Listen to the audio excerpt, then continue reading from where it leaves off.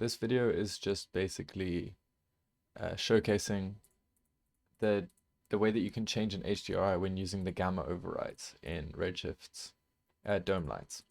So I have two HDRIs here, just simple scene with this object and a plane, this stage, and this is just a blank, basically a blank material with a Redshift tag, the visibility override on, and cast shadows turned to off, so that the scene does not cast any shadows based on the light, which is a little trick. If you have a kind of HDRI that you want to adjust in your scene, you can have a backdrop without it basically casting shadow onto your object, but it will still receive the shadows. So I have two cameras here, one of which is this camera that we're looking through, and another one which I've referred to as HDRI viewer. I'm just going to zoom out, and if I enable the IPR here and turn on the one with the gamma of 1, you'll see this is the HDRI I'm using. I'm just going to turn this down to like 14, so we're quite wide. So here you can see what the scene's looking like. And basically, what the gamma override does on the HDRI is, if I look at this quickly, this is an example image of gamma override. So this is, don't take note of these numbers, but these are essentially as you make steps. So as you can see, it's kind of like upping the contrast and upping the exposure at the same time. But basically, it's a non-linear change of the brightness of pixels.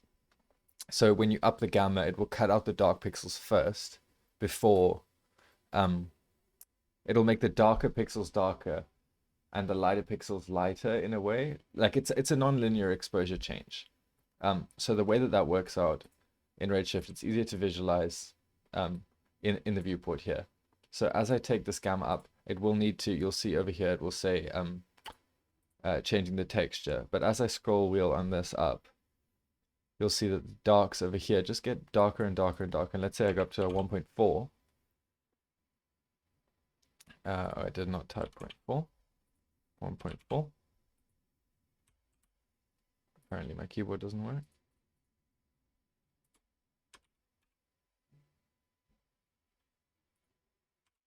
.4 there. You'll see the darks get a lot darker. So it's very useful when you consider that essentially every white pixel, every light pixel, depending on how light it is casting a light ray in your scene. So it will be lit depending. So for example, if I switch back here, you'll see this is a relatively neutrally lit scene. You'll see there's not a very hard shadow. And I've rendered two things out to the picture viewer here for the sake of looking at it. So this is with a gamma of 1.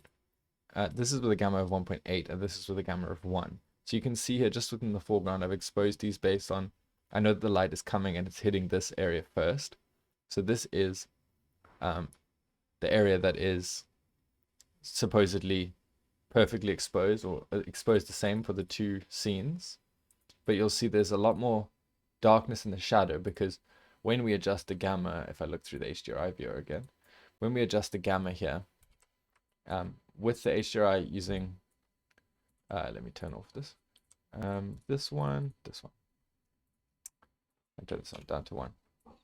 These light grays here are all emitting moderate light, and even the backdrop is emitting light, whereas when we kick it up to something high, like for example 2 in this scene, if I just turn this off and on, override off and on, sorry.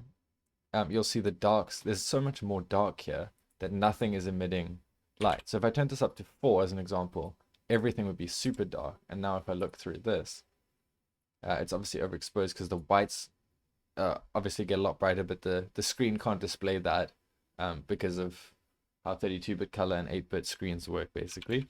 So if we cut this down to like -1, it's even still too bright, maybe go to -2. You'll see that this is now relatively, it's probably clipping over here, but it's still, compared to if you turn this one on, the difference in shadow and the difference between like sharpness that you get in your shadow can sometimes make a difference in just tweaking your HDRI to suit you a little bit better. And yeah, that's basically the extent of the tip.